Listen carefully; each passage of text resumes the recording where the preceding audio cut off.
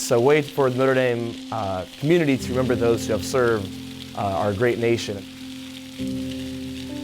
This is our prayer that all living Notre Dame men and women dedicate themselves to the service of their country and world peace.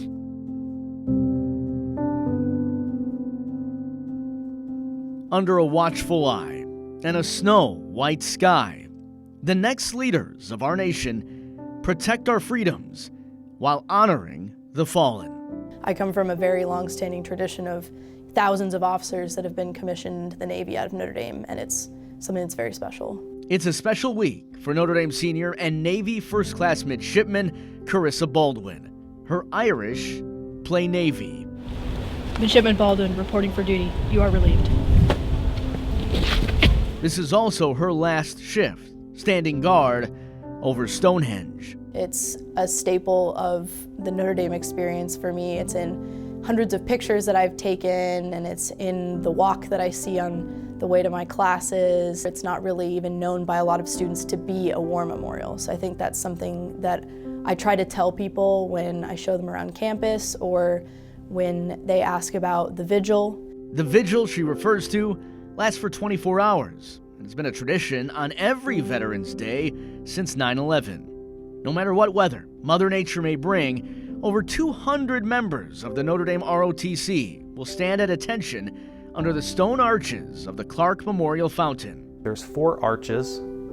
On 3 of the scrolls, you'll see wars represented: World War II, Korea, Vietnam. On the 4th scroll in Latin, it's Pro Patria et Paci, which is Latin meaning for country in peace. Clarke Memorial Fountain, which is now called by many Stonehenge, was dedicated by John Schur and Maud Clarke in honor of John, Maud's husband, who served as an Army officer, and all those that served in World War II, Korea, and Vietnam.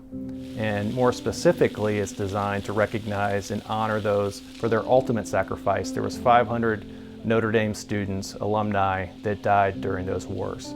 Founded in 1842, it was only a few years later that Notre Dame had Continental cadets training next to the log chapel as they prepared to fight with the Union Army in the Civil War. And you think about the deep, rich history, the commitment to our nation's values, the commitment to our military. God, country, Notre Dame, a phrase that has become synonymous with the university. It was actually built as the east entrance to memorialize those that served 101 years ago during World War I. It's part of the fabric of the university. It's who we are. The marriage of those 3 words wouldn't hold more true than during World War II. In the 40s, when Notre Dame students all went to war, the Navy came in and saved Notre Dame by creating an officer training unit here on campus, which is really the beginning of our ROTC program. It's a part of our integral history and the fact that Notre Dame is still here today. First, starting with the Navy, and now serving all branches of our military, Notre Dame has continued its dedication to service. It's a really special thing that we have all the detachments come together and stand guard for the 24 hours. That's why, since 2011, students with the ROTC, like Carissa, are determined to care for this memorial under the dome. Sometimes it's a wonderful place to stop and really reflect on what I have happening in my future. It reminds me that there are other people that went before me that gave their lives for me to be here. It's something that was put there for us to remember these people and to remember how Notre Dame has been involved in the protection of our country, but also, the millions of other people that it represents.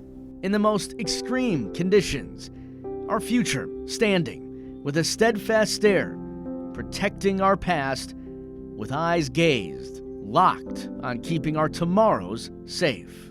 It draws attention to this monument, this testament to the men and women that served honorably, that gave the ultimate sacrifice. It's an opportunity to elevate them and highlight them and talk about them and pause for a minute and remember, help everybody remember, and we can never forget.